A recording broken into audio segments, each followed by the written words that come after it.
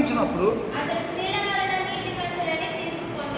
చూసారండి, అబ్రహాం ఎలాగంటే నీతిమంతుడని క్రియల వల్ల వాళ్ళ కుమారుని అడిగినప్పుడు అవును ప్రభు నేను విశ్వసిస్తున్నాను నమ్ముతున్నానని చెప్పి ఆ క్రియ చేయలేదనుకోండి, ఏమయ్యేది?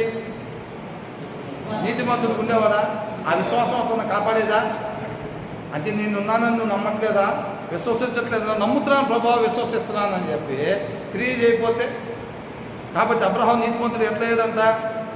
అబ్రహాం తన కుమారుడైన ఇస్సాకును బలిపీఠం మీద అర్పించినప్పుడు అతడు క్రియల వలన నీతిమంతుడు అని తీర్పు పొందలేదా?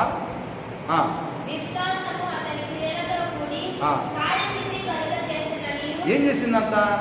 ఆయనకున్న విశ్వాసం అంట అతని క్రియలతో కూడి కార్యసిద్ధి కలుగు చేసిందనమాట. అంటే మన విశ్వాసం కూడా అట్లా ఉండాలి, ఆ విశ్వాసం మాత్రమే మన రక్షించింది అంటున్నారు.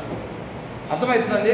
మన నిత్య జీవానికి నడిపించేది, మన నిరీక్షణకి ఆధారంగా ఉండేది, ఈ లోకాన్ని మన చేత జయింపజేయగలిగే విశ్వాసం. ఏ విశ్వాసం అంటే ఆ విశ్వాసం అంతా మన క్రియలతో కార్యసిద్ధి కలుగు చేయాలన్నమాట.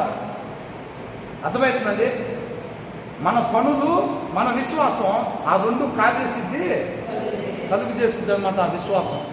అంతే తప్ప మన క్రియలు లేకుండానే ఎవరన్నా తినడానికి లేదని అనగానే గబక్కని తలుపులు వేసుకొని దాటుకొని ఉండి లేదని చెప్పి ఏదన్నా బట్టుంటే ఇవ్వమ్మా కొద్దిగా పాత వస్త్రాలు అంటే ఎక్కడు నేనేదో పాతీ కట్టుకుంటున్నాను అట్లా చెప్పామనుకో ఏమైంది? క్రియలు ఉన్నట్ట. నువ్వు 3 ఆరాధనలకు పో, 30 ఆరాధనలకు పో, ప్రయోజనమేమి లేదు అని అంటున్నాడు. నువ్వు నమ్మేదేముంది అని అంటున్నాడు. ఏమంటున్నాడు 19వ వచనంలో?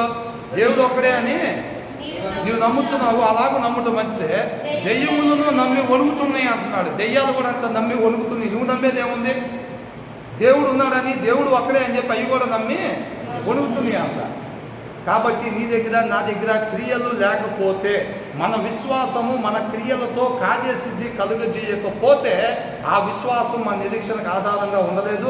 ఆ విశ్వాసం మనకి లోకానికి జయాన్ని పొందించలేదు. ఆ విశ్వాసం మన నిత్య జీవానికి నడిపించలేదు. కాబట్టి వాక్యానికి సంబంధించి దేవుడు ఎక్కడైతే ప్రేరేపిస్తూ ఉంటాడో అక్కడ ఖచ్చితంగా మనం విశ్వాసానికి సంబంధించిన క్రియలు చేయాలి. ఆ కార్యసిద్ధి కలగాలన్నమాట. ఆ విశ్వాసమే మనల్ని కాపాడింది.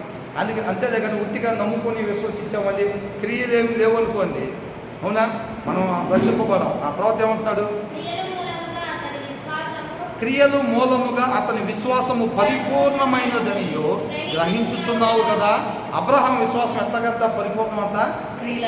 క్రియలు మూలంగా అబ్రహాము కలిగి ఉన్న విశ్వాసం, దేవుడు ఒక్కడే నేను నమ్ముతున్నాను విశ్వసిస్తున్నాను, ఆ విశ్వాసం పరిపూర్ణమైతేనే మనం రక్షించిద్ది అంటారు. అవునా? ఆ విశ్వాసం ఎలా పరిపూర్ణ